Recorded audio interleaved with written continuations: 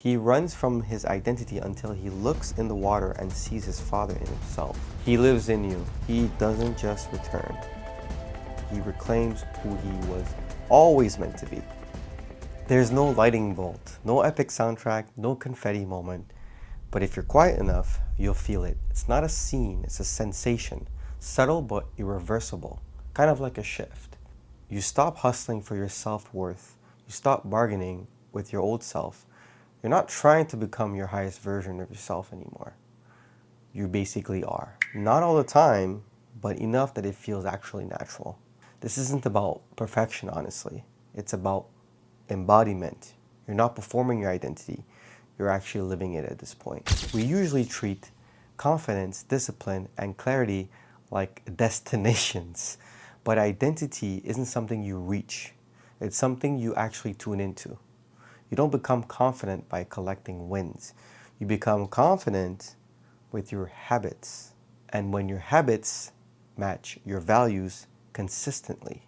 You don't become a leader when others follow you. You become a leader when you start following yourself with, of course, discipline. Here's a trap we all fall for.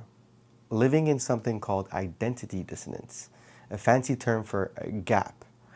A gap between how you see yourself and how you actually act.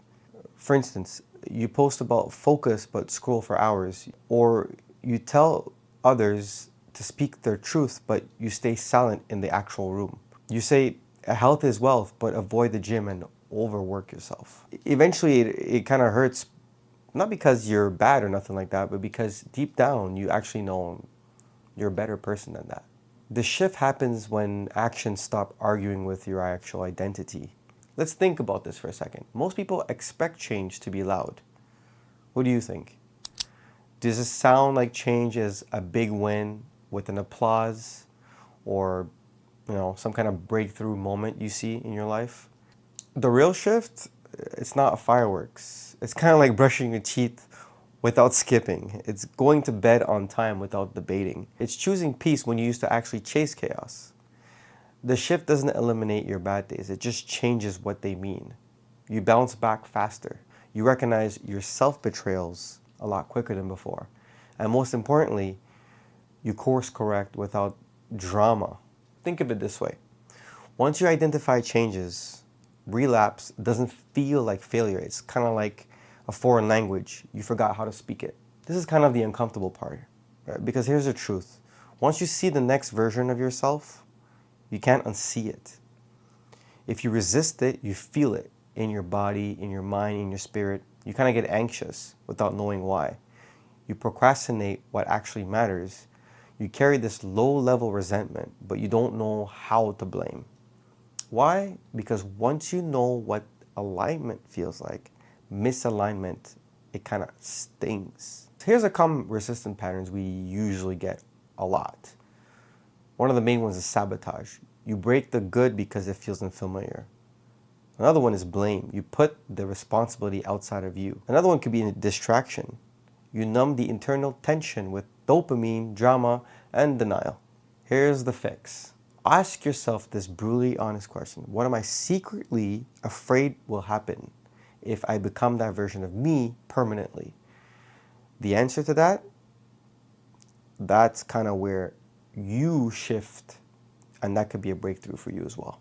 Because when you change your frequency, some people can't hear you anymore. When you're in love, you stop needing to be completed. You start seeking someone who meets you actually eye to eye. Not a fixer-upper partner, but an actual partner. Let's talk about friendships.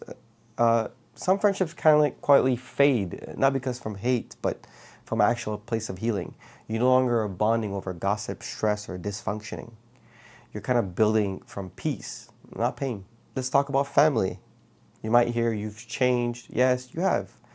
And if it's from love, growth, and maybe clarity, that's something to be blessed about. And don't apologize for that neither. The shift doesn't always keep people, but it reveals who was truly with you in the first place. Let's bring some science into this. Neuroplasticity. Your brain literally rewires with repetition. New patterns equals new wiring. Identity isn't just a mindset, it's a circuit you install through a consistent rep. Emotional coding. We remember feelings, not facts. If you want lasting change, stop just changing what you do. Change how it feels to do it. Make it feel like love, not punishment. Make it feel like power, not pressure. We all have a role we've been playing, whether it's the hero, the helper, the rebel, the quiet one. Ask yourself this question: what role am I using to stay safe? And am I ready to evolve out of it? This is the timeline of becoming. Step 1, you're forcing it. It's weird, it's uncomfortable. Step 2, it becomes your default settings. Your friends start noticing. Step 3, it is who you are now. You're no longer someone who tries to be disciplined. You're someone who is disciplined. No more fake it till you make it. You've made it because you've lived it. You want to hold a shift? That's good. Here's a good way to do it. Trigger audit. What still pulls you into the old you? Track it, name it, and disarm it. Make your environment reflect the future, not the past. If your room looks like the old you, guess who's going to show up?